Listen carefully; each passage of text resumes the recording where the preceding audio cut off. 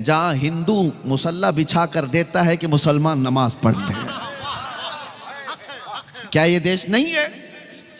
हमने इन तमाम चीजों को कहां पर गाली गलौज करके खत्म किया है?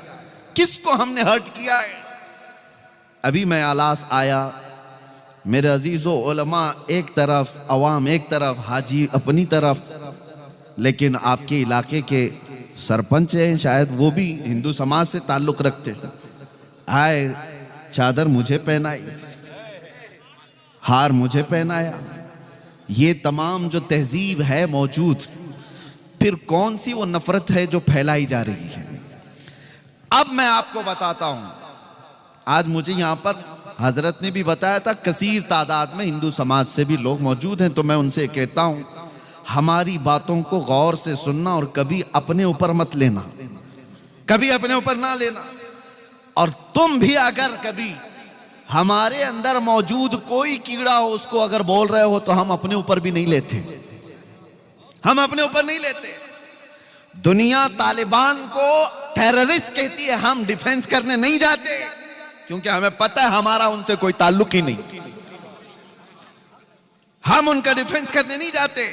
हम सूफिया की जमात से ताल्लुक रखते हैं, वो औलिया कामिलीन की जमात से ताल्लुक रखते हैं। इसी तरह से वो बिरादराने वतन हिंदू समाज से ताल्लुक रखने वालों से मैं कहता हूं कि अगर कोई ऐसा शख्स हो जो हमारे भेदभाव को और यहां के माहौल को खराब करने के लिए किसी भी मुकद्दस शख्सियत को गालियां देता है, तो वो तुम्हारा नहीं है, समझ करके चलो। और हम ऐसे कुत्ते की दुम पर पैर रख करके बोलेंगे। क्यों? इसलिए नहीं कि वो सिर्फ गाली दे रहा है, इसलिए कि वो देश का माहौल खराब कर रहा है, पूरे देश का माहौल खराब कर रहा है। और ऐसी जगह पर हम जो बात करते हैं, वो इसीलिए दुनिया को ये हमारा चेहरा पेश किया जा रहा है कि ये भड़काऊ भाषण करता है। भड़काऊ भाषण। कैंसर का इलाज करने के लिए अगर फोड़ी को काटना पड़े तो डॉक्टर जो है वो कातिल नहीं कहलाता, डॉक्टर कातिल नहीं कहलाता। अगर कोई ऐसी फोड़ी हो जिससे कैंसर पूरे जिस्म में फैल सकता है, तो उस फोड़ी को डॉक्टर काटता है, कैंची से हो, चाकू से हो। लेकिन कोई ये नहीं कहता कि डॉक्टर मर्डर कर रहा है, कातिल है, चाकू का इस्तेमाल कर रहा है। नहीं, कुछ जगह ऐसी होती हैं जहां पर फोड़ी को काटने के लिए उस छुरी का इस्तेमाल डॉक्टर करता है। और कुछ कौम के अंदर ऐसे कीड़े होते हैं जिनके लिए हमारी ऐसी तेज जुबान का इस्तेमाल करना पड़ता है। बाकी हमारी आदत नहीं है, बाकी हमारी आदत नहीं। हम नरम गुफ्तगू ही करते हैं, अखलाक की गुफ्तगू ही करते हैं, मुआशरे की बुराइयों के मुतालिक लोगों को अवेयरनेस करते हैं। लेकिन नबी पाक सल्लल्लाहु तआला अलैहि वसल्लम की शान को समझो मेरे अजीजों। मैं एक बात कहता हूं, हमने कभी किसी दीन के, किसी धर्म के बड़ी शख्सियत को उंगली उठाकर छेड़ा तो नहीं है। कभी दिखा दो हमारी तारीख में किसी को कुछ कहा हो, कहीं गालियां दी हो, किसी के चरित्र पर बात किया हो? नहीं। जब ये पूरी कौम किसी भी धर्म की मुकद्दस शख्सियत को नहीं बात करती, तो इतना तुम्हारे अंदर भी सहज होना चाहिए कि जो कौम अपने नबी पर अपनी जानें कुर्बान करती है, उसकी तरफ उंगली तो मत उठाओ।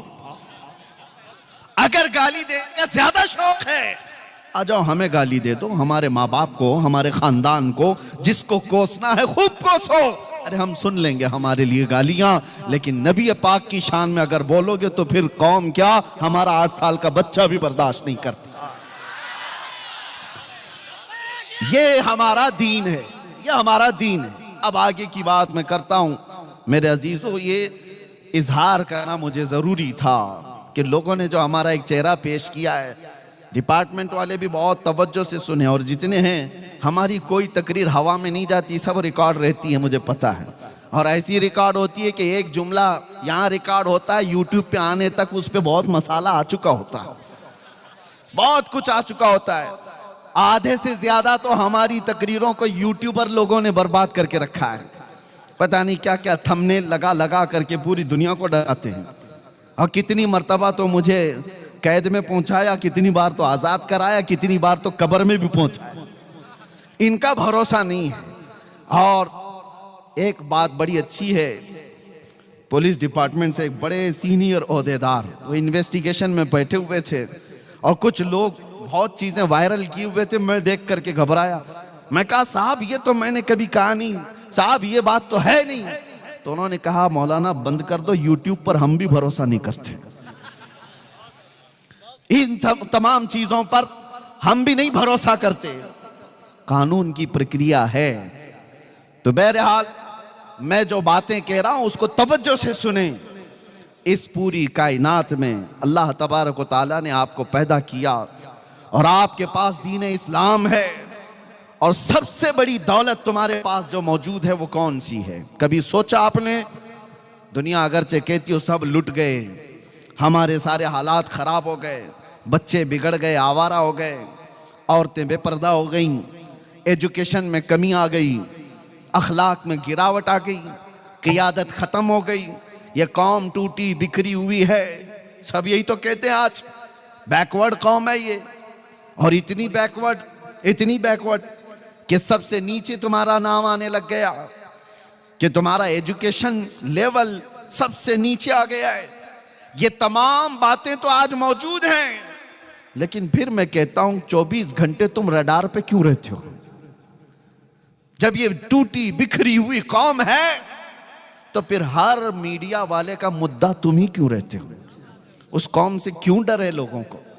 एक बात समझ में आती है मेरे अजीजों, कि जिसको इकबाल ने 100 साल पहले कहा था, कुछ बात तो है कि मिटती नहीं हस्ती हमारी, कुछ बात तो है कि मिटती नहीं हस्ती हमारी।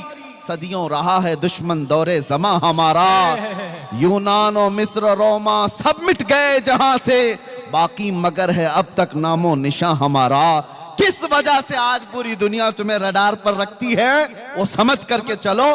तौहीद की अमानत सीनों में है हमारे, इश्क़ रसूल की अमानत सीनों में है हमारे, आसान नहीं मिटाना नामो निशा हमारा। नारे तकबीर, नारे रिसालत, तहफ़्फ़ुज़ ईमान कॉन्फ्रेंस, अल्लामा मुफ्ती सलमान अज़हरी साहब क़िबला, अल्लामा मुफ्ती सलमान अज़हरी साहब क़िबला।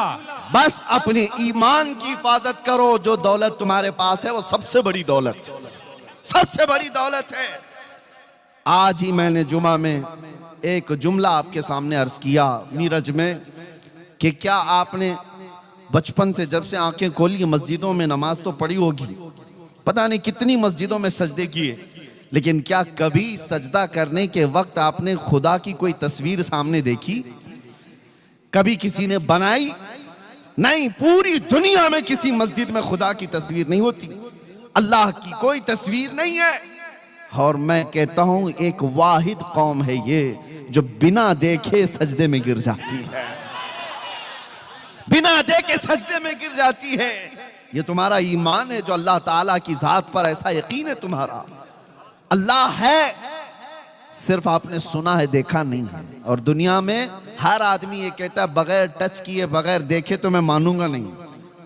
सारे लोग, अकल वाले लोग यही कहते हैं किसी भी दूसरी चीज के बारे में, लेकिन जब अल्लाह की बात आए तो ईमान वाला कभी ये नहीं पूछता किसी मौलाना से कि मैं देख करके ईमान लाऊंगा, कभी कोई नहीं कहता मैं टच करके ईमान लाऊंगा, नहीं, उसको बचपन से बताया गया अल्लाह है, उसने कभी ये पूछा ही नहीं कैसा है, कहां है, उसको बता दिया गया अल्लाह है। यही ईमान जो आज तक तुम्हें मजबूत रखा हुआ है, ये ईमान है। ये ईमान इतना मजबूत है मेरे अजीजों, तुम्हें न जुमा में कभी प्रचार करके बुलाना पड़ता है। किस मस्जिद में पोस्टर लगता है कि यहाँ जुमा होने वाली है? किसी मस्जिद का ऐलान होता है? हर इलाके में जुमा का दिन आया तो सारी सफ़ें भर गई, और सफ़ें भी ऐसी कि अमीर और गरीब, फकीर और गनी सब एक ही जगह, सब आए। ना कोई वीआईपी सफ़ है, ना कोई कैटेगरी वाइज सफ़ें लगती है, सब आ गए। ये कौन सी चीजें हैं जो तुम्हें इस तरह आज तक बांधी हुई हैं? वैसे देखा जाए तो दुनिया हमें यतीम कहती है कि इनका कोई कायद नहीं, इनका कोई लीडर नहीं, ये सब बिखरे हुए लोग हैं। लेकिन आओ जुमा का वक्त आए तो यही बिखरे हुए एक सफ में खड़े नजर आते हैं, एक आवाज पर झुक जाते हैं। किसी एक साहब ने पूछा था मिलिट्री को जो ट्रेन किए हुए हैं यूएस की मिलिट्री, जापान की मिलिट्री, चाइना की मिलिट्री, उनसे पूछा गया था कि अगर कोई 10,000 की मिलिट्री को आपको तरतीब देना है तो कितना टाइम लगेगा। किसी जर्नल ने कहा, बड़े शख्स ने कहा, अगर 10,000 की फौज को तरतीब में लाना है तो 2 से 4 घंटे लग सकते हैं। किसी मुल्क ने कहा 6 घंटे लग सकते हैं। किसी ने कहा बहुत फास्ट लेवल पर यह पूरी तरतीब देना हो तो 1 घंटा लग सकता है। ये ट्रेंड फौज है, ट्रेंड सोल्जर्स हैं, जिनका पूरा का पूरा ऐसा तजुर्बा है कि वही काम करते हैं। तो उस शख्स ने मुस्कुरा करके कहा, कभी आओ हरम काबा में और कभी आओ हरम मुस्तफा में। 1000 नहीं, 2000 नहीं, 1 लाख से ज्यादा लोग खड़े हैं। इधर इकामत हुई और इधर इमाम ने तकबीर बांधी। ना कोई सफों को दुरुस्त करने वाला पुलिस है, ना कोई वहां पर वॉलंटियर है, कोई नहीं है। सबकी सफें खुद ब खुद दुरुस्त हो जा रही हैं। वहां पर अमीर गनी सबकी सफें खुद लग जाती हैं। मुझे बताओ मस्जिदों में, अरे यहाँ जलसे में भी अगर मौलाना को कह दिया जाए कि यहाँ सबको सीधे खड़ा कर दो तो सुबह हो जाएगी, कोई सीधा नहीं होगा। सुबह हो जाएगी, मुझे पता है। अभी जाने के वक्त रास्ता भी नहीं देंगे 1 घंटे तक। ये कौम को जानते हैं। लेकिन मस्जिदों के अंदर ना मौलाना छड़ी लेके आते हैं, ना मौजिन साहब तुम्हें कतार लगाने के लिए आते हैं। कौन है जो तुम्हारी सफों को दुरुस्त कर देता है? कौन है जो हजारों की तादाद में भी हो? हाँ, यही जलसा जो मुझे जाने का रास्ता भी नहीं देगा। अभी मौलाना 1 घंटा ऐलान करें, ये सीधे खड़ा भी नहीं होगा। लेकिन अगर यहां पर कह दिया जाए कि नमाज होने वाली है और तकबीर बोली जा रही है, अपनी सफे लगा दो, तो फिर किसी को छड़ी लेने की जरूरत नहीं। सारी सफे 5 मिनट के अंदर सब सीधी हो जाती है। ये कौन सी ताकत है? ये कौन सी ताकत है? वो ईमान है जो तुम्हारी सफों को दुरुस्त कर देता है। वो ईमान है जो तुम्हारी सफों को सीधा कर देता है। इसीलिए मेरे अजीजों, बार बार मैं एक बात कहता था, लोगों ने उसका दूसरा माना इस्तेमाल कर लिया। मैं तो जगाने के लिए कहा था गुजरात में, न घबराओ मुसलमानों, अभी खुदा की शान बाकी है, अभी इस्लाम जिंदा है, अभी कुरान बाकी है। ये बात इसीलिए कहा था कि बहुत कुछ तुम्हारे पास बाकी है, बहुत कुछ तुम्हारे पास है। वो ईमान की दौलत, इसका सौदा कभी मत करना। चाहे दुनिया की सारी दौलत तुम्हें देनी पड़ जाए, लेकिन ईमान का सौदा कभी ना करना। जो झुकने की अल्लाह ने तुम्हें तौफीक बख्शी है, ये सबसे बड़ी तौफीक है। जो सफों में खड़े होने की तौफीक बख्शी है, ये सबसे बड़ी तौफीक है। इस ईमान की हिफाजत की आज कॉन्फ्रेंस है ना, तहफ्फुज़ ईमान कॉन्फ्रेंस। इसी में मैं आपसे कहूंगा, अपने घर को लीकेज से बचाने के लिए क्या क्या चीजें इस्तेमाल करते हो? कौन कौन सा केमिकल ला करके वाटर प्रूफिंग करवा देते हैं कि छत के लीकेज को बंद कर दिया जाए। कतरे गिरेंगे तो लोगों की नींद खराब हो सकती है, घर टूट सकता है। छोटा सा लीकेज भी आप बर्दाश्त नहीं करते अपने घर के अंदर। और अगर कोई खिड़की, कोई दरवाजा, कोई दीवार दरार लग जाए या कोई हिलने जुलने लग जाए तो आप फौरन उसकी रिपेयरिंग के लिए कोशिश करने लग जाते हैं। घर के लिए इतना ख्याल है। और अगर आप चल रहे हैं, आपसे किसी ने कह दिया टोपी टेढ़ी है, फौरन सीधी कर लेंगे। जुब्बे पे कोई दाग है, आप धुल करके सीधा कर लेंगे। जिस चीज की तरफ दुनिया इशारा करे कि इसमें कजी है, इसमें टेढ़ापन है, आप फौरन सीधा कर लेंगे। मेरे अजीजों, ये सारी चीजें 4 दिन की भी नहीं है। ना घर तुम्हारा रहने वाला, ना कपड़े तुम्हारे रहने वाले, सब पना हो जाएंगे।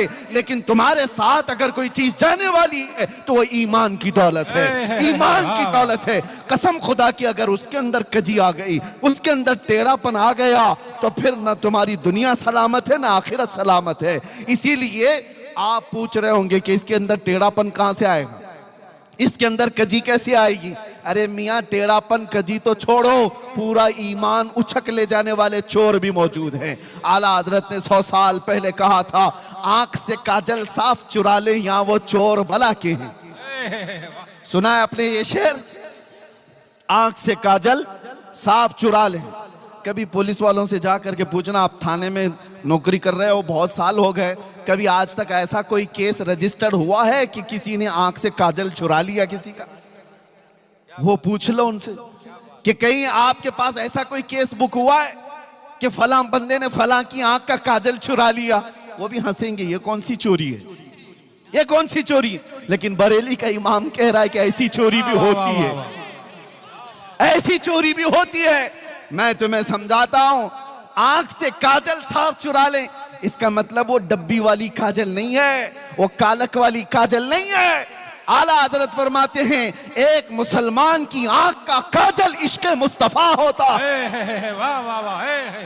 हुजूर की मोहब्बत तुम्हारी आंखों का सुरमा है। वो जो न हो तो और वो जो न थे तो। इसी तरह आंख में काजल जो है वो लगाने वाले काजल की बात नहीं कर रहा हूं, नबी पाक की मोहब्बत, औलिया कामिलीन की निस्बत, अल्लाह की जात पर ईमान, ये तुम्हारी आंखों का काजल है। और इसके चोर दुनिया में बहुत मौजूद है। हाँ, चोरी करने वाले लोग कभी गठरी लेकर के आ गए, कभी पूरे के पूरे मोहल्ले को लेकर के चले गए। इसीलिए ऐसे चोरों से अपना ईमान बचाओ, ईमान लूटने वाले लोग। अच्छा, एक बात और मैं बता दूं, सबसे बड़ी चैलेंज की बात यह है, आपको अगर पता लगे कि ये दुश्मन है मेरा, आप अपने माल पूरा उससे बचा के रहेंगे। वो गुजरेगा तो अलर्ट हो गए, वो देखेगा तो अलर्ट हो गए, लेकिन आपके घर में मौजूद है तो कैसे पता चले? ये बड़ा मसला है। आपके घर में आपके साथ उठता बैठता सब हो, वो अगर आपके माल का दुश्मन हो, चोर हो, तो कैसे पता करेंगे? यही सिचुएशन आज हमारी है। अगर कोई दूसरा शख्स होता जिसको आप देख रहे हैं कि मुशरिक है और मेरे ईमान का चोर हो सकता है, आप बच जाएंगे। लेकिन टोपी दाढ़ी वाला, जुब्बे कुब्बे वाला, तुम्हारे साथ चलने फिरने वाला और इश्क़े रसूल से पूरा अंदर से खाली है, लेकिन देखने में बड़ा नमाजी लगता है, हाजी भी लगता है, ज़कात खूब बांटता है, लेकिन अंदर से वो खाली है और बहुत बड़ा चोर है। और ऐसे चोर की दुश्मनी, ऐसे चोर की दोस्ती, तुम्हारे आंख का काजल वो कब उठा ले जाएगा पता भी नहीं चलेगा। बचो ऐसी निस्बतों से जिसका सीना हुब्बे मुस्तफा से खाली है। जो नबी पाक की बात आए तो आए काएं करता है। और फिर हाँ, कितने ऐसे, अभी देखो बौछार होती है सोशल मीडिया पर कि मौलाना मजार पर गए, खड़े हो गए, मौलाना नमाज के बाद खड़े हो गए, या नबी सलाम अलैका कह रहे, मौलाना ये कर रहे, नबी का नाम आया तो खड़े हो गए। मैं उन जालिमों से कहता हूं, कोई नेता आए तो उसके छाटने के लिए तुम खड़े हो जाते हो? तुम्हें मुबारक दुनिया के वक्त है, हमें मुबारक हमारे नबी की इज्जत। हम अपने नबी पाक के नाम पर खड़े होते हैं तो ये अल्लाह की अता है कि अल्लाह ने अपने नबी के गुलाम में ये तौफीक बख्शी है कि वो अपने नबी के नाम पर खड़े होते हैं। ये वो लोग हैं जो साथ रहते हैं और ईमान के डकैत हैं, ईमान के चोर हैं। इसलिए मेरे अजीजों, हर दाढ़ी जुब्बा वाला, हर टोपी कुर्ते वाला ये मत समझ लेना कि साहिब ईमान है, ये मत समझ लेना साहिब ईमान है। बचपन में हमने सुना था कि एक बात कही जाती थी कि काबुल में सब घोड़े नहीं होते, गधे भी होते हैं। इसी तरह से मेरे अजीजों, ये जो सारी चीजें आपको नजर आ रही, बहुत सारे लोगों को, बच्चों को मुझे आज बताना इसलिए जरूरी है कि ये पूरा दीन और ईमान ये गूगल से सीख रहे हैं, ये सारे इंटरनेट से सीख रहे हैं। सोशल मीडिया पर कोई आया, दो आंसू बहाया, क्या बयान है इसका, दिल को छू जाता है। हाँ, उधर फरेफ्ता हो गए। और इनकी मिसाल ऐसी है, मैं आपको बता दूं, हमारे एक बुजुर्ग आलिम दीन ने कहा था, तवज्जो है नौजवानों, सुनो, ईमान की हिफाजत के लिए बात कर रहा हूं। ये अंधा बगोला देखा है आपने, वो व्हाइट कलर का, क्या कहते हैं आपके यहां? बगोला ही ना, बहुत खूबसूरत दिखता है, बहुत खूबसूरत रहता है। एक बार किसी तालाब में जाकर बैठा और सर झुकाए बैठा है, उसकी खूबसूरती पर कौन नहीं फिदा, और भोलापन भी इतना दिखता है, इतना भोला है, कभी किसी को टच भी नहीं करता। और ऐसी भोलेपन पर कुर्बान होकर छोटी छोटी मछलियां उसमें आ गई, मछलियों में एक शोर मच गया। अल्लाह वाले आए हुए हैं, बहुत बड़े बुजुर्ग आए हुए हैं, अरे चलो सब जियारत के लिए। सारी मछलियां कह रही हैं, एक छोटी मछली दूसरी मछली से कह रही है, इतना नूर है चेहरे पर, इतने खूबसूरत हैं और सर झुकाए सुबह से तस्बीह पढ़ रहे हैं। चलो सारी मछलियां जियारत के लिए, अरे भगदड़ मची हुई थी, सब मछलियां जा रही हैं बगोला देखने के लिए।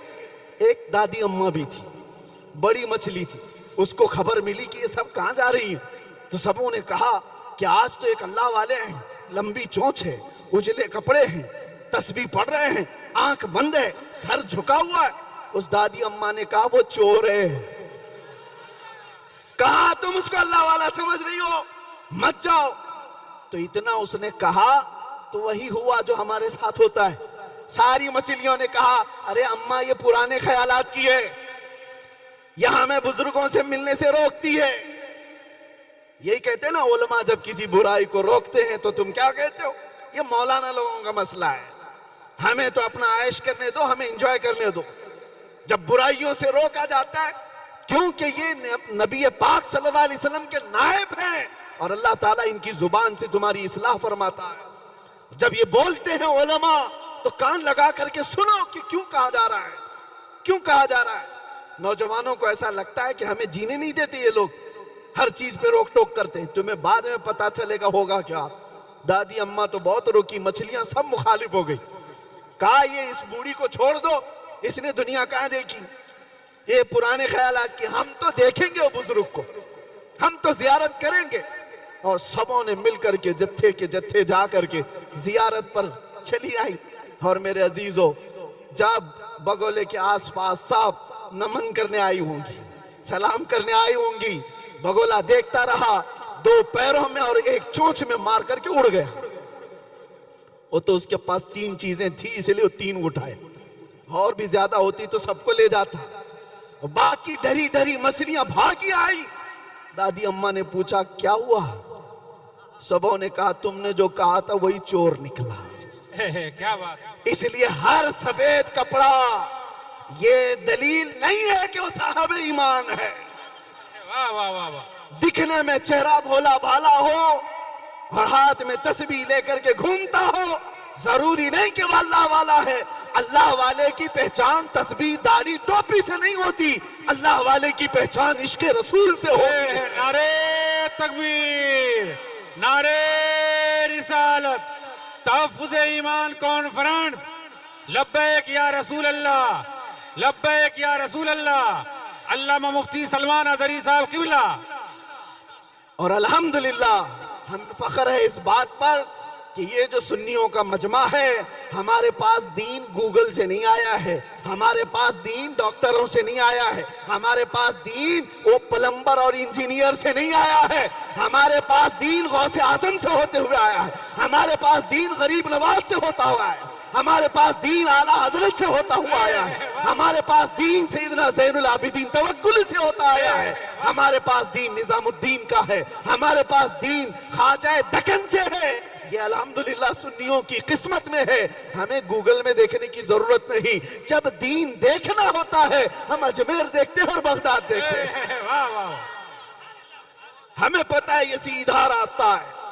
और आला हजरत ने फरमाया या रसूल अल्लाह, तेरे गुलामों का नक्शे कदम है राह खुदा। वाह वाह वाह। तेरे गुलामों का नक्शे कदम है राह खुदा, वो क्या भाग सके जो ये सुराग लेके चले। लहद में इश्के रुखे शह का दाग लेके चले, अंधेरी रात सुनी थी चिराग लेके चले। आप समझ रहे हैं इस बात को? निस्बतों के लोग हैं हम, शुरू में इसीलिए मैंने कहा हम फख्र करते हैं इस बात पर।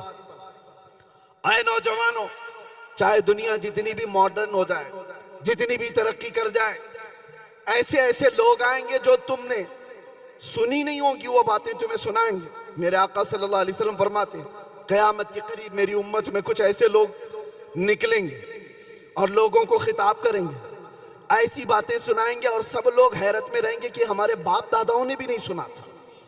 वो हदीस पाक में मेरे आका ने अलामत बताई है, वो ऐसे लहजे में सुना रहे होंगे कि लोग फरिफ्ता हो जाएंगे। लेकिन हुजूर ने फरमाया तुम अपने आप को उनसे बचाओ, अपने आप को उनसे बचाओ, इसलिए कि वो तुम्हारे दीन के चोर हैं, डकैत हैं।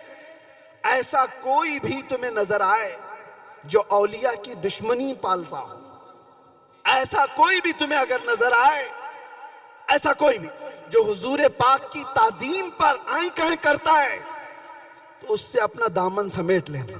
कहा यह हमारा नहीं, मेयार और कैटेगरी, मेयार और तुम्हें एक थर्मामीटर दे करके जा रहा हूं कि हमेशा उसको नाप करके देखना कौन हमारा कायद है, कौन हमारा रहबर है।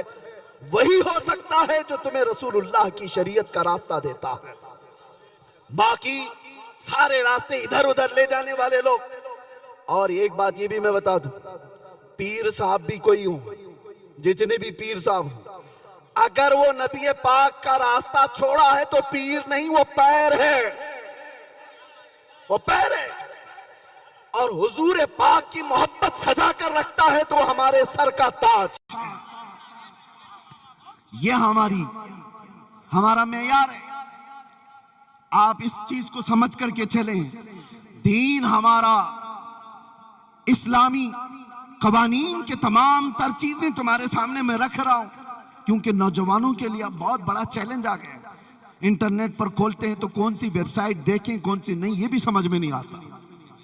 सब दीन इस्लाम के नाम पर प्रोपेगेंडे फैलाए हुए बहुत सारे, उसमें हमारी कई बच्चियां और कई बच्चे फंस जाते हैं। वो जाल है, उस जाल में कई लोग फंस जाते हैं। आपको मैं एक बात बताना चाहूंगा, कुछ लोग ये कहते हैं ना दुनिया बहुत नई हो गई, नए तरीके पर आना चाहिए। मैं भी मानता हूं आज का दौर है मोबाइल का, हम मोबाइल छोड़ के तो नहीं रह पाएंगे। आज का दौर लाइटिंग का है, हम लाइट छोड़ करके तो नहीं रह सकते। आज का दौर है गाड़ियों में तेजी से जाने का, हम ये छोड़ करके भी नहीं रह सकते। ये सारी तरक्कियां अपनी जगह पर, लेकिन एक बात मैं आपको बता दूं, तुम्हारी और हमारी कामयाबी ये चीजों के हासिल करने पे नहीं है, ये असबाब हैं, ये मादे हैं। माइक का इस्तेमाल भी मैं करूंगा, मोबाइल का इस्तेमाल भी मैं करूंगा, लाइट का इस्तेमाल भी मैं करूंगा, ये कंप्यूटर का, इंटरनेट का इस्तेमाल भी करूंगा, लेकिन ये तमाम चीजें इस पर हम डिपेंड ना रहे कि यही सब कुछ है, बल्कि हकीकत में तुम्हारी कामयाबी आगे दौड़ने में है या पीछे पलटने में है। एक बात समझ करके चलो, हमारी कामयाबी ऐसे आगे दौड़ने में नहीं है, हमारी कामयाबी उस जगह पर है जहां तुम्हें खालिद बिन वलीद की आवाज नजर आ रही हो। हमारी कामयाबी वहां पर है जहां तुम्हें हैदर कर्रार की गरजती हुई आवाज नजर आ रही हो। उस तक पहुंच जाओ जहां उस्मान गनी के कदम हो, जहां फारूक आजम के कदम हो, जहां सिद्दीक अकबर के कदम हो। इतना पीछे चले जाओ जहां रसूलुल्लाह की आवाज आए। यह है हमारी कामयाबी। और इन तरक्कियात ने हमारा बेड़ा गर्क कर रखा है। हो क्या रहा है, मैं बार बार ये कहता हूं, इन तरक्कियात के हम खिलाफ नहीं, लेकिन कुछ हालात ऐसे हैं कि ये बोलना हमारी मजबूरी। क्या वो अंधेरा ही भला था कि कदम राह पे थे, वो अंधेरा ही भला था कि कदम राह पे थे, रोशनी लाई है मंजिल से बहुत दूर है। में तरक्की तरक्की तरक्की करते हुए रूहानियत खत्म हो गई, रूहानियत खत्म होने लग गई। आज मैं जिस जगह पर भी जाऊं, मैं बहुत बचपन में अपने बुजुर्गों को देखा है, आपको भी मैं एक तंबीह कर रहा हूं। हम जब जाते दूर खड़े उन बुजुर्गों को मिलने की अगर तौफीक मिल जाती, वक्त होता तो मिल लेते, नहीं तो इतने अदब से दूर से खड़े रहते, उलमा भी अवाम में भी। लेकिन आज पूरी ये तरक्कियात ने बदल लिया है। अब उलमा को लोग मिलने नहीं, सेल्फी लेने आते हैं। सबसे पहले इनका मोबाइल उठेगा, तकरीर सुनने के लिए यहां पर हजारों की तादाद में होंगे, लेकिन इसमें तो 75% वो हैं जो खुद नहीं सुन रहे, मोबाइल को सुना रहे। वो लोग, वो सारे लोग, अरे रिकॉर्डिंग सब मिलने वाली है, लेकिन ये तरक्की ने तुम्हें क्या कर रखा है, तुम्हारी रूहानियत खत्म हो रही है। मस्जिदों में भी यही, मज़ारात में भी यही, हर जगह पर। मैं तो तंग आ गया कि हमारे खाने पीने की भी नहीं छोड़ी जाती। हद तो ये है, कुछ इलाकों पर मैं मेहमान बन करके जाऊं, कमरे में सुबह से शाम तक बैठे हुए हैं, इस्तिंजा के लिए जाने का वक्त नहीं है। और हम कहें भी क्यों नहीं है आपको, मैं बताऊं। अरे इधर बाहर निकले इस्तिंजा जाने, सारे वीडियो चालू। क्या आदमी अपनी हाजत भी नहीं करे? ये तुम्हारी तरक्कियात है जो इंसानियत को भी खत्म करती चली जा रही है। हमने देखा है ये तरक्कियात ने कितना बेड़ा गर्क किया है। रास्ते पर एक्सीडेंट हो गया, आदमी तड़प रहा है, खून में लथपथ है, और ये बंदा उसकी वीडियो निकाल रहा है। इंसानियत क्या थी? अरे वीडियो का ख्याल ही कहां, पहले उसका खून तुम्हें तड़पा देता। वो रूहानियत होती, इंसानियत होती, पहले तुम उसकी मदद करते। अरे कोई गटर में गिर रहा है, उसकी वीडियो निकाल रहे, कोई खंबे से गिर रहा है, उसकी वीडियो निकाल रहे कि वायरल हो जाएगी, व्यूज आ जाएंगे। ये तरक्कियात ने तुम्हारा बेड़ा गर्क कर रखा है। इसीलिए मैंने कहा वो अंधेरा ही भला था कि कदम राह पे थे। वो अंधेरा ही भला था कि कदम राह पे थे, रोशनी लाई है मंजिल से बहुत दूर में। आज मैं एक बात इसलिए ये चीजें छेड़ रहा हूं कि इन तरक्कियात ने तुम्हारा और हमारा ऐसा नुकसान किया है कि रूहानियत को और हमारे अंदर के अदब को खत्म करती चली जा रही है। इसलिए मेरे अजीजों, ये आस्थाने जो औलिया के हैं, यहां हम क्यों आते हैं पता है? इन आस्थानों पर हमारा क्या रखा है? लोग हमसे सवाल करते हैं, गरीब नवाज के आस्थाने पर क्यों जा रहे हो, क्या मिलने वाला है? हाँ, अमेरिका आओ, यूरोप आओ, यहां तो एक से एक टेक्नोलॉजी मिलेगी। मैं उनसे कहता हूं, तुमने टेक्नोलॉजी पर इतनी मेहनत की, ये आसमान पर नहीं चांद पर भी पहुंच गए। तुमने बहुत मेहनत की, चांद पर भी पहुंच गए, प्लेन बना दिया, हजारों को इधर से उधर मुंतकिल करती है, ट्रांसफर करती है। तुमने इंटरनेट बनाया, पूरी दुनिया को ग्लोबल विलेज कर दिया, सारी तरक्कियां मुबारक। लेकिन जिस चीज की भी तरक्की है ना, वो मेटल की तरक्की है। इंसान ने जिस पर मेहनत किया वो मेटल तरक्की कर गया। ये लोहा था, इंसान ने इस पर मेहनत किया, इसको माइक बना दिया है। ये लाइट, इस पर इंसान ने मेहनत किया है, उसको एक शक्ल दे दी है। मैं बात कर रहा हूं, सारी टेक्नोलॉजी तुमने इस मेटल पर लगाई। औलिया के आस्थाने वो हैं जो मेटल नहीं इंसान बनाते हैं, इंसान बनाते हैं। कौन से इंसान? यूरोप के एक बाशिंदे ने कहा था हमारे एक बड़े आलिम दीन से कि आओ हमारे पास, हमने तरक्की इतनी की है कि हमने सयाल मादे से केमिकल बनाए, हम चांद तक पहुंच गए, हम इंटरनेट बनाए, हम एरोप्लेन बनाए, हम कंप्यूटर बनाए। सब सुना। उस आलिम दीन ने कहा ना ना ना ना, मुझे ये सब चीजें नहीं चाहिए, मुझे एक ऐसा आदमी चाहिए, एक ऐसा आदमी जिसकी 2 उंगलियों के बीच से देखे तो 7वां आसमान नजर आए, और नीचे देखे तो 7वां जमीन का हिस्सा नजर आए। उसने कहा ऐसा भी कोई आदमी होता है? हमारे पास मशीनें बहुत हैं, आदमी ऐसा नहीं है। उसने कहा आओ मैं तुम्हें अजमेर लेकर के चलता हूं। वाह वाह वाह वाह। अजमेर, एक मोइनुद्दीन हसन चिश्ती नाम से नौजवान है, एक बुजुर्ग के पास आता है। बुजुर्ग का नाम ख्वाजा उस्मान हारूनी है। बुजुर्ग ने पूछा बेटा क्यों आए हो? कहा आपके पीछे चलने आया हूं, घर बार सब छोड़ आया हूं।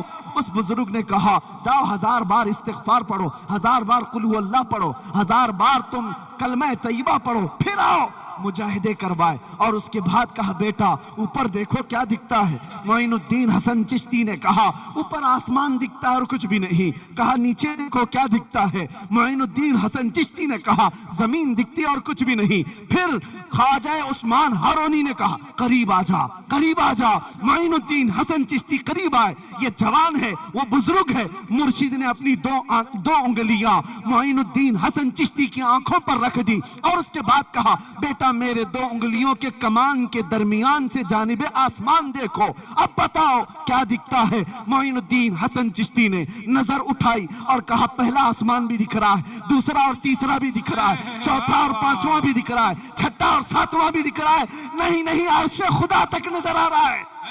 वाह वाह वाह। कहा नीचे देखो, नीचे क्या दिख रहा है? 2 उंगलियों के बीच से, पीरो मुर्शिद की 2 उंगलियों के बीच से मोइनुद्दीन हसन चिश्ती ने देखा और कहा मुझे पहला और दूसरा जमीन का हिस्सा भी, तीसरा और चौथा भी, 5वां और छठा भी, 7वां भी, यहां तक के तहतुस सरा तक नजर आ रहा है। ये तारीख की सच्चाइयां हैं। उस बुजुर्ग आलिम दीन ने कहा ये वाकया बता करके, वो यूरोप के तरक्कियात और मॉडर्न दुनिया के बाशिंदे, आजा, मैं तुझसे मेटल की तरक्की नहीं पूछता। तुमने मिसाइल भी बनाए, पेट्रोट मिसाइल भी, जो दुनिया को तबाह बर्बाद कर देता है। मैं तुमसे पूछता हूं, एक ऐसा बंदा ला करके दिखा दो जो जमीन पर बैठकर लौहे महफूज को पढ़ लिया करता। वाह वाह वाह, नारे तकबीर, नारे रिसालत, तहफ्फुज़ ईमान कॉन्फ्रेंस, अल्लामा मुफ्ती सलमान अजहरी साहब क़िबला, सरजमीन आला शरीफ, हजरत अल्लामा सैयद ज़हीर अब्बास साहब क़िबला। ये जो आस्थाने हैं, यहाँ इंसान बनाए जाते हैं, इसलिए हम इन आस्थानों पर आते हैं। लोग ये समझते हैं कि सिर्फ बच्चे मांगने आते हैं, बिजनेस मांगने आते हैं।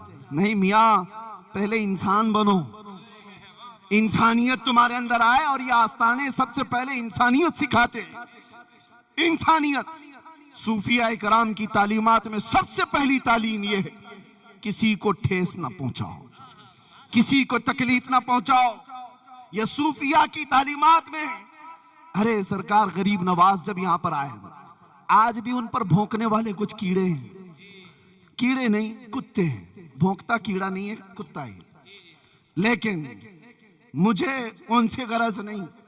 गरीब नवाज की अगर तालीमात देखते, कभी भी उन्होंने अजमेर मुअल्ला में आकर के किसी को ठेस पहुंचाया हो, किसी को मारा हो, किसी को दर्द पहुंचाया हो, तारीख में एक बार भी ला करके दिखा। अरे लोगों ने उनका पानी बंद कर दिया और उनका खाना बंद कर दिया, उनके ऊपर पता नहीं क्या क्या चीजें की। लेकिन ये दुर्वेशों के आस्थाने ऐसे हैं, इनका हाल क्या है पता है? वो मैं आज आपको देकर के जाता हूं। जुनैद बगदादी सूफिया के इमाम है, सूफिया के इमाम है। एक बार अपने मुरीद के साथ जा रहे थे दरिया दजला के पास, और दरिया में देखा ये बिच्छू डूब रहा है। बिच्छू को तैरना नहीं आता। आपने हाथ डालकर बिच्छू को निकालना चाहा कि डूब जाएगा, मर जाएगा। जैसे ही आपने हाथ डाल करके निकाला और बिच्छू ने डंक मार दिया, आपने हाथ झटक लिया, फिर गिर गया। दूसरी मर्तबा फिर उसको उठाए। बिच्छू का डंक ये आसान नहीं है, बहुत जहरीला होता है और तड़पता है आदमी। जुनैद बगदादी ने दूसरी मर्तबा बिच्छू को उठाया, फिर डंक मार दिया, फिर आपने पटक दिया, लेकिन छोड़ा नहीं उसको। उनका मुरीद साथ में है, देख भी रहा है। तीसरी मर्तबा जुनैद बगदादी ने मजबूती से उसके डंक को पकड़ा और उठा करके बाहर फेंक दिया। बिच्छू चलता हुआ सूखे में चला गया, लेकिन डंक का असर तो था। मुरीद ने पूछा, हुजूर वो मूजी जानवर है, ईजा देने वाला, जहरीला, वो डंक पे डंक मार रहा है और आप उसको बार बार निकाल रहे हैं। जुनैद बगदादी ने सूफिया का मैसेज दिया, अपने मुरीद से कहा, बिच्छू की आदत है डंक मारना, वो अपनी आदत पर अमल कर रहा है। सूफिया की आदत है मदद करना, मैं अपनी फितरत पर अमल कर रहा हूं। नारे तकबीर, नारे रिसालत, फैजाने औलिया किराम, फजाइले औलिया किराम। इसलिए मेरे अजीजों, ये तसव्वुफ की तालीमात हैं, औलिया की तालीमात हैं, जहां से हमें ईजा देना नहीं सिखाया गया है, डंक मारना नहीं सिखाया गया है, डंक मारने वाले को भी उठाना सिखाया गया है। ये तालीमात है हमारी। अब आओ आगे एक और बात मैं आपसे कहता हूं। इन औलिया के आस्थानों पर हम क्यों आते हैं, यही बात चल रही है। बात इसलिए चल रही है कि यहां सिर्फ बच्चे मांगने नहीं आते, बिजनेस मांगने नहीं आते, इंसान बनने के लिए आते हैं। इंसान बनने के लिए आते हैं कि अखलाक इनके अंदर आ जाए। ये हर धर्म में मौजूद है, हर रिलीजियन में आप देखेंगे कुछ लोग तपस्या करते हैं आत्मा की शांति के लिए, वो अपनी अपनी तपस्या कर रहे हैं। ये सूफिया कामिलीन वो लोग हैं जो मैल कचेल वाला जो इंसान है, जब इनके पास आता है तो अपनी नजरों से उसके दिल को साफ करते हैं। उसको इंसान बनाते हैं, अखलाक सिखाते हैं। जो उसके अंदर बुराइयां आ गई हैं शैतान की तरफ से, उसको निकाला जाता है। बहुत सारी बुराइयां, आज हालात हमारे ऐसे खराब है मेरे अजीज, हमें कोई साफ करने वाला मुर्शिद भी दिखता नहीं। मैं सबकी बात नहीं कर रहा हूं, अक्सर कौन है जो हमारी तरबियत करता हो, जो नजरों से हमारे दिलों को पाक करता हो, हमारी रूह को बुलंदी पर पहुंचाता हो? ऐसा कोई दिखता नहीं। इसलिए आज हम आस्थानों पर आते हैं, इसलिए नहीं कि सिर्फ यहां चादरें चढ़ाओ, संदल चढ़ाओ, फूल चढ़ाओ और चले जाओ। अरे उन औलिया को तुम्हारी चादरों की कोई जरूरत नहीं, अल्लाह ने उनको जन्नती चादर पहनाया हुआ है। अल्लाह तबारक व तआला ने उनको जन्नती लिबास पहनाया। एक चादर रखी जाती है इसलिए कि मुमताज हो, यह आम खबर नहीं है, यह अल्लाह वाले की खबर है। लोग अगर हमसे सवाल करते हैं तो उसकी वजह भी मैं बता देता हूं कि अगर हमारे औलिया कामिलीन की कब्रों पर चादर रखी जाती है तो क्यों काबे पे गिलाफ क्यों चढ़ाया गया है? इसलिए कि वो आम घर नहीं है, वो अल्लाह का घर है। कुरान पे गिलाफ क्यों होता है? इसलिए कि वो आम किताब नहीं है, अल्लाह की किताब। इसीलिए वली पाक के आस्ताने पर चादर रखते हैं, ये बताने के लिए कि आम खबर नहीं है, अल्लाह वाले की खबर है, वो मुमताज रहे। मस्जिद पे मीनार क्यों होता है? बगैर मीनार के क्या नमाज नहीं होगी? मीनार का नमाज से कोई ताल्लुक ही नहीं। क्यों रखा जाता है? सिर्फ इसलिए कि उसकी अजमत और उसकी शौकत लोगों को पता चले ये आम घर नहीं है, अल्लाह का घर है, अलग रखा जाता है। हाँ, बाकी रही बात, लोगों ने इसी को सब कुछ समझ लिया कि चादर पे चादर, चादर पे चादर, चादर पे चादर, वो 1 फीट से जाकर के 10 फीट की हो जाए, फूल पे फूल। हाँ ठीक है, फूल इसलिए रखे जाते हैं कि जब तक वो तरोताजा होते हैं वो तस्बीह पढ़ते हैं, कब्र वाले को उसका फायदा है। लेकिन बहुत सारी चीजें मेरे अजीजों, आस्ताने इसके लिए नहीं है। आस्ताने इसलिए हैं कि हमारा दिल का मैल कचेल इनकी बारगाह में हाजिरी पर धुल जाए, पाक हो जाए। और जो गया और वैसा ही मैला दिल लेकर के आया तो वो क्या हाजिरी दिया? कौन सी हाजिरी दिया और कौन से उर्स में आया? उसके ना अखलाक बदले, ना उसके अंदर की कोई चीज नहीं बदली, तो क्या आस्ताने पर आया और क्या चला गया? इसलिए आज ये बात भी मुझे बतानी जरूरी है। तीसरी एक बात कि हम इंसान बनने के लिए आते हैं, अखलाक सुधारने के लिए आते हैं। तीसरी एक बड़ी बात कि आज बहुत बड़ा टेंशन है, जो मैंने कहा ना, चोर घूम रहे हैं, ईमान छीनने वाले, आंख से काजल साफ चुरा ले, यहां वो चोर भला के हैं। तेरी गठरी ताकी है और तूने नींद निकाली है। सूना पास है, सूना बन है, सोना जहर है, उठ प्यारे। सूना गोल्ड तुम्हारे पास है, जंगल का राज है, सोना बने, और ऐसे वक्त में सोना जहर है, उठ प्यारे। तू कहता है मीठी नींद है, तेरी मथी निराली है, शहद दिखाए जहर पिलाए, कातिल डाइन शोहर कुश, इस मुर्दार पे क्या ललचाए, दुनिया देखी भाली है। अब मैं आपसे कहता हूं, इन चोरों से बचोगे कैसे? अरे आपके घर में माल रखा है, तिजोरी में है, कहीं पर भी है, फिर भी अगर डर लगता है तो पुलिस से जाकर कह दोगे, साहब मुझे डर लगता है फलां चोरी कर लेगा, पहले से इंटीमेशन दे देता हूं, ये चोर है, ये मेरे घर के आसपास घूम रहा है, कभी भी चोरी कर सकता है, मैं आपको बता रहा हूं। तो पुलिस आपकी सिक्योरिटी के लिए वो अपनी मेहनत लगाएगी, वो कोशिश करेगी कि इसका घर लुटने ना पाए। ये तो अपने घरों को चोरी होने से बचाने के लिए पुलिस के पास गए। मैं पूछ रहा हूं, ईमान के लुटेरे चोरों से बचने के लिए कौन सी पुलिस के पास जाओगे? कहां जाकर पहले रिपोर्ट करोगे? आप देख रहे हैं कई लोग ईमान के चोर हैं, तो ऐसी चोरी होने से अपने आप को बचाने के लिए क्या करना है? तो कुरान पढ़ो। अल्लाह तबारक व तआला फरमाता है, या अय्युहल्लज़ीना आमनु तक़ुल्लाह व कूनू मअस-सादिक़ीन, ऐ ईमान वालों अल्लाह से डरो और सच्चों के साथ हो जाओ। सच्चे कौन हैं? ये सच्चे सिद्दीक़ अकबर हैं, सच्चे फारूक आज़म हैं, सच्चे उस्मान गनी हैं, सच्चे हैदर कर्रार हैं, सच्चे सच्चे हसनैन करीमैन हैं, सच्चे मारूफ करखी हैं, सच्चे जुनैद बगदादी हैं, सच्चे गौसे आजम अब्दुल कादिर जिलानी हैं, सच्चे गरीब नवाज हैं, सच्चे महबूब इलाही हैं, सच्चे साबिर कलियरी हैं, सच्चे फरीदुद्दीन गंजे शकर हैं, सच्चे ख्वाजा दकन हैं, सच्चे इमाम अहमद रजा खां हैं। ये वो सच्चे लोग हैं, इनके साथ हो जाओ, अल्लाह तुम्हारे ईमान की वैसी हिफाजत फरमाएगा।